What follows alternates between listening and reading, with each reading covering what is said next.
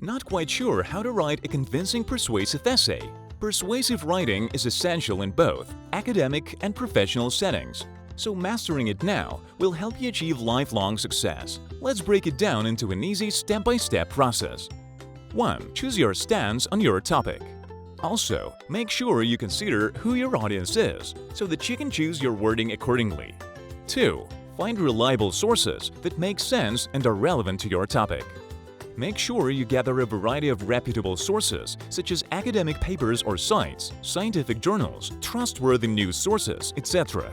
3. Start writing your first draft. Write everything you know about your topic while following the commonly used outline of introduction, main body, and conclusion. 4. Reread and revise your first draft. Go back and reread everything that you've written and correct any spelling, grammar, or factual errors. Ensure your argument is strong and is supported by hard evidence. Disprove any opposite opinions and refute any counter-arguments. Include plenty of examples that support your argument. Double-check that all sources are cited in order to avoid plagiarism.